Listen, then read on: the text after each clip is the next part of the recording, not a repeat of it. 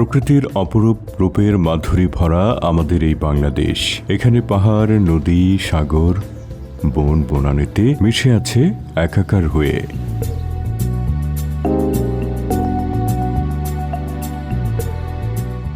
ঢাকা শুধু দেশের রাজধানীর প্রশাসনিক ও অর্থনৈতিক কেন্দ্র নয়, বরং এটি একটি সমৃদ্ধ ইতিহাস, সংস্কৃতি ও ঐতিহ্যের শহর। শতাব্দীর পর শতাব্দী ধরে গড়ে ওঠা নানা মুঘল স্থাপনা, ধর্মীয় উপাসনালয়, বিভিন্ন সামাজিক উৎসব ঢাকাকে পর্যটকদের কাছে আকর্ষণীয় করে তুলেছে। এর মধ্যে লালবাগ কেল্লা ১৭০০ শতকের ঐতিহাসিকভাবে নির্মিত ঢাকার ইতিহাসকে পরিচয় করিয়ে দিতে অন্যতম স্বাক্ষর হিসেবে দাঁড়িয়ে আছে।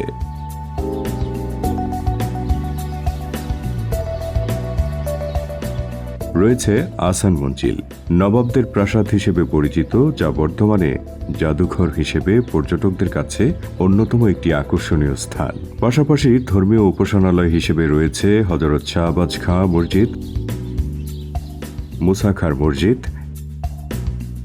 এসবের পাশাপাশি প্রকৃতি ও পরিবেশ সমৃদ্ধ একটি গুরুত্বপূর্ণ স্থান রয়েছে, যার নাম বলদা গার্ডেন।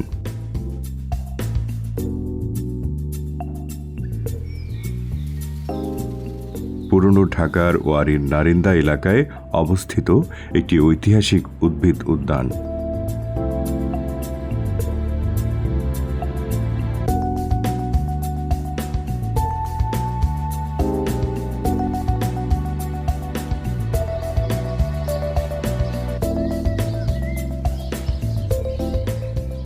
এটি প্রকৃতিপ্রেমী ও গবেষকদের কাছে অত্যন্ত গুরুত্বপূর্ণ একটি স্থান।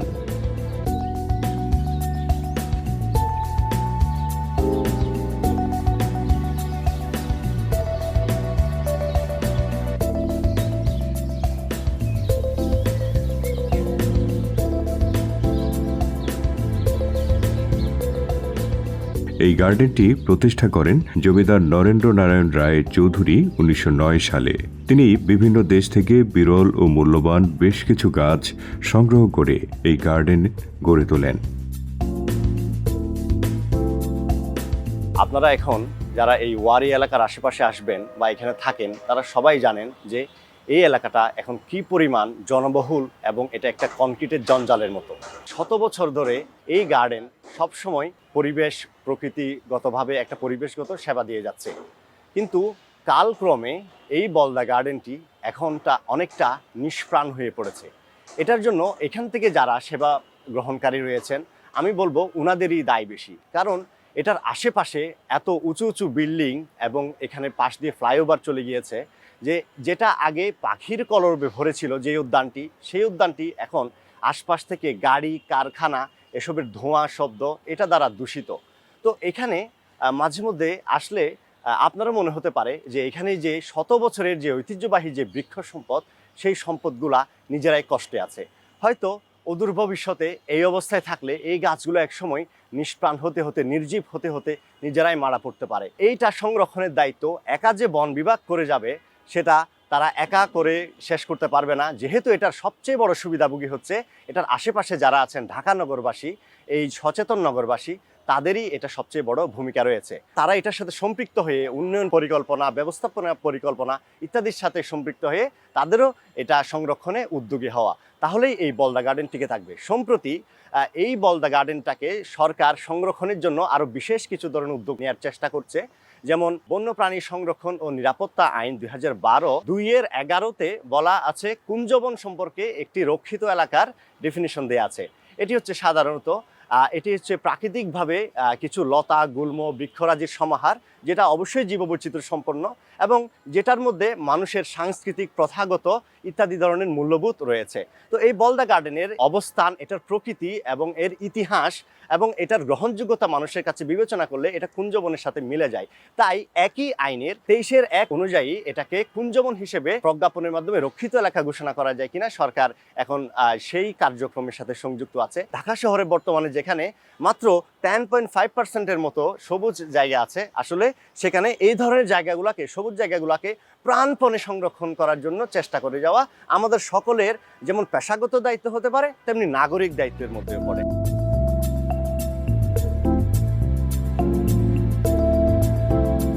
বাগানটির আয়তন 3.38 একর। বর্তমান গাজীপুর জেলাই তৎকালীন সময়ে বলদা নামে পরিচিত ছিল।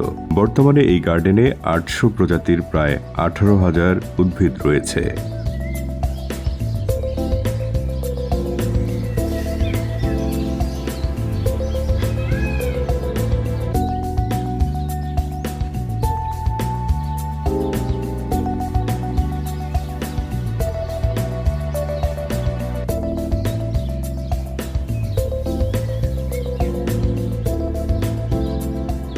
অত্যন্ত মনোমুগ্ধকর এই বলদা গার্ডেনটি একসময় সাংস্কৃতিক চর্চার কেন্দ্রবিন্দুতে পরিণত ছিল।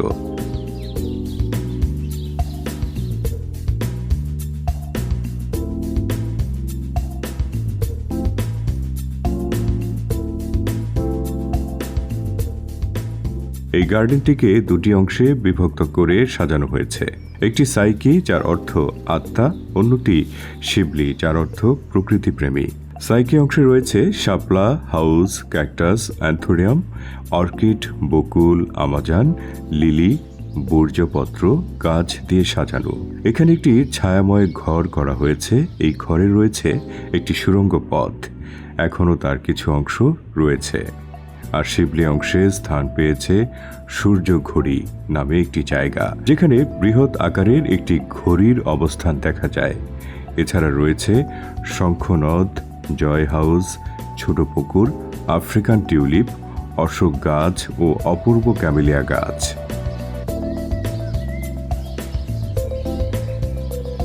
বলদা গার্ডেন পুরান ঢাকার ফুসফুস নামে খ্যাত। পুরান ঢাকায় বলদা গার্ডেন ছাড়া এরকম সংরক্ষণশীল উদ্যান আর একটিও নেই। এখানে আমাদের 381টি ফ্যামিলির 800টি প্রজাতির 18,000 উদ্ভিদ রয়েছে, যার ভিতরে অনেক রেয়ার প্ল্যান্ট রয়েছে, যেমন ভোজপত্র, অ্যামাজন লিলি, তারপরে শারদ মল্লিকা, শ্বেতচন্দন। বলদা গার্ডেনের মেইন উদ্দেশ্য হচ্ছে আমাদের শিক্ষা, গবেষণা এবং জিন পুল সংরক্ষণ করা। যখন কোনো প্ল্যান্টের জিন পুল কনজারভেশন করা হয়, তার মেইন উদ্দেশ্য থাকে যদি কোনো সময় এই জিন পুলটা বিরল হয়ে যায় বা এক্সটেন্ট হয়ে যায়, সেই ক্ষেত্রে আমরা যেন প্রপাগেশনের মাধ্যমে এর বংশবিস্তার করতে পারি। বংশবিস্তারের মাধ্যমে এটা আমরা অন্য জায়গায় প্রদান করলে সেই ক্ষেত্রে এই উদ্ভিদ প্রজাতির পিসিসটা দীর্ঘদিন যাবৎ পৃথিবীতে সার্ভাইভ করতে পারবে। এছাড়া আমার বিভিন্ন প্রজাতির অর্কিড রয়েছে, আগর, নিশিন্দা, মেডিসিনাল প্ল্যান্টও রয়েছে কিছু। আমাদের বলদা গার্ডেনের দুইটা পার্ট, একটা হচ্ছে শিবলি অংশ, একটা হচ্ছে সাইকি অংশ। শিবলি অংশটা আমরা দর্শনার্থীদের জন্য উন্মুক্ত রেখেছি, আর সাইকি অংশটা শিক্ষা গবেষণার জন্য সংরক্ষণ রেখেছি। এখানে শিক্ষা গবেষণার বিভিন্ন কার্যক্রম সংঘটিত হয়ে থাকে। বিভিন্ন রকম মেডিসিনাল প্ল্যান্ট রয়েছে, এর ভিতরে যেমন নিশিন্দা, ঘৃতকুমারী, এইগুলো রয়েছে। এছাড়াও আয়ুর্বেদিক বিশ্ববিদ্যালয়ের স্টুডেন্টরাও আসে, তারা বিভিন্ন ঔষধি প্ল্যান্টের পার্টস সংগ্রহ করার জন্য এবং জ্ঞান আহরণ করার জন্য।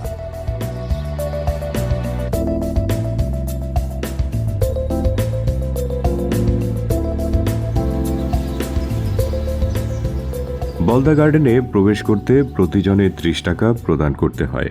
অপ্রাপ্তবয়স্ক ছেলে মেয়েদের জন্য 15 টাকা, আর শিক্ষার্থীদের জন্য প্রতি গ্রুপে 100 জনের জন্য 1000 টাকা ও বিদেশি পর্যটকদের জন্য 500 টাকা ফি দিয়ে প্রবেশ করতে হয়। সপ্তাহের 7 দিনই সকাল 8টা থেকে বিকেল 5টা পর্যন্ত বলদা গার্ডেন পরিদর্শনের জন্য খোলা থাকে। পুরনো ঢাকার এলাকাবাসী সহ আশেপাশের মানুষের জন্য অত্যন্ত প্রিয় স্থান এই বলদা গার্ডেন। সকালে মর্নিং ওয়াক করতে সকল বয়সী লোকেরা ভিড় করেন এখানে। আমি সুযোগ পেলেই এখানে ঘুরতে আসি অথবা বোটানিক্যাল গার্ডেনে যাই। তো যোগাযোগের কারণে এটা আমার কাছাকাছি হয়, এই জন্য আমি এখানে আসার বেশি চেষ্টা করি। কারণ ঢাকা শহরে সবুজ কমে গিয়েছে, সবুজ জায়গা নাই বলতেই চলে। এক বোটানিক্যাল গার্ডেন আর একটা বলদা গার্ডেন। তো বলদা গার্ডেনটা খুব যেহেতু জনবহুল এলাকায় অবস্থিত, এখানে প্রচুর লোকের জনসমাগম ঘটে।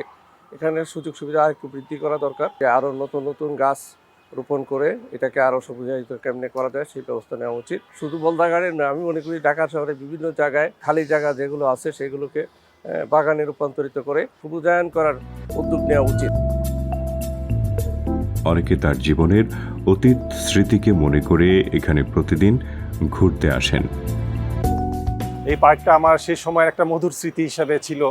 এই পার্কে যে পুকুরটা ছিল, ওই পুকুরে এক সময় বড় বড় পদ্ম পাতা, এত বড় পদ্ম পাতা আমি বাংলাদেশে আর কোথাও দেখিনি। সেই পদ্ম পাতা একটা ছোট বাচ্চাকে ভাসানো যেত, সেই পদ্ম পাতাগুলো এখন বিলুপ্ত হয়ে গেছে, এখন আর পুকুরে এগুলো দেখা যায় না। এই পার্কের একটা বিরাট ঐতিহাসিক মূল্য আছে, এটা একটা ওয়ার্ল্ড হেরিটেজ বিশ্ব ঐতিহ্যের অংশ। সেই সাথে বিশ্বকবি রবীন্দ্রনাথ ঠাকুর এখানে ক্যামিলাই নামে একটা কবিতা লিখেছিলেন।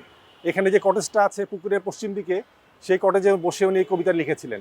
এটা একটা খুবই চমৎকার একটা বিষয়। রমনা পার্কে ঢাকা শহরে ফুসফুস অনেকে বলে, আর আমাদের এই ওয়ারি এলাকায় বলদা গার্ডেন হচ্ছে আমাদের ফুসফুস। এই গার্ডেন না থাকলে আমাদের অনেক দিক থেকে আমরা ক্ষতির সম্মুখীন হতাম, কিন্তু এই আমাদের ফুসফুসকে আমরা আজকে বাঁচাতে পারছি না। আমি ছোটবেলায় যে গাছগুলো দেখেছি আমার বাল্যকালে, সে অনেকগুলো গাছগুলো নেই, এবং দুঃখের বিষয় এই গাছগুলো কিন্তু বাংলাদেশের কোথাও কিন্তু সংরক্ষণ করা হয় না। এই বিরল প্রজাতির গাছগুলো আর কোথাও নেই। যদি কোনো কারণে এই বলদা গার্ডেন ধ্বংস হয়ে যায়, তাহলে এখানে যেসব গাছগুলো আছে সেই গাছগুলো পৃথিবী থেকে চিরতরে বিলুপ্ত হয়ে যাবে। সেটা ভাবতে আমি খুব শঙ্কিত বোধ করি। সেজন্য আমাদের বর্তমানে যা আছে সেগুলো সংরক্ষণ করা খুবই জরুরি। পরিবার পরিজন নিয়ে একটু প্রশান্তির পরশ পেতে ও ভবিষ্যৎ প্রজন্মদের গাছের সাথে পরিচয় করিয়ে দিতেও অনেকে আসেন। অনেকে আবার ঘড়ি ঘরের ইতিহাস ও কাহিনী শুনে স্বচক্ষে দেখার জন্য বেড়াতে আসে। আগে তো ঘড়ি ছিল না, তো আমরা এই যে সূর্য দেখে ঘড়ির টাইম দেখতাম, সকলে এই যে ঘড়িটা অ্যাকুরেট টাইমটা দিত।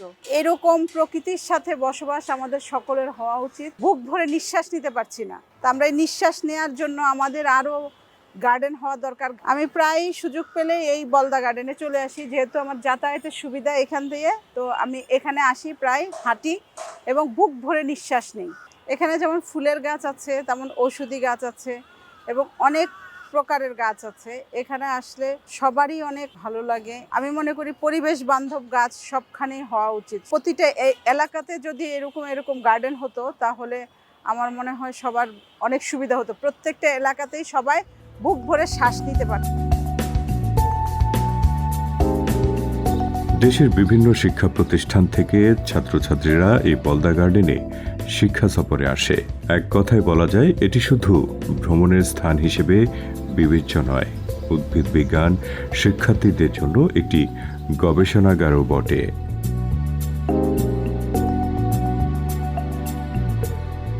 পরিবেশ সংরক্ষণ ও জীববৈচিত্র্য রক্ষায় এই গার্ডেনটি গুরুত্বপূর্ণ ভূমিকা রেখে যাচ্ছে। এখানে পুরনো ঢাকার কোলাহলের মাঝে যেন এক টুকরো শান্তির পরশ খুঁজে পায় দর্শনার্থী বা পর্যটকেরা।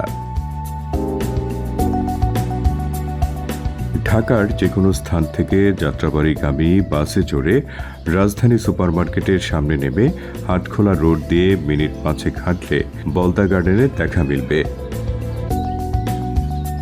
এখানে শুধু বলদা গার্ডেন নয়, হাতে সময় থাকলে রোজ গার্ডেন, আহসান মঞ্জিল, শহীদ মিনার, ঢাকা বিশ্ববিদ্যালয়ের কার্জন হল, দোয়েল চত্বর, সোহরাওয়ার্দী উদ্যান, ঢাকার জাতীয় জাদুঘর অথবা টিএসসিতে ঘুরে একটি মনোমুগ্ধকর মুহূর্ত কাটিয়ে যেতে পারেন।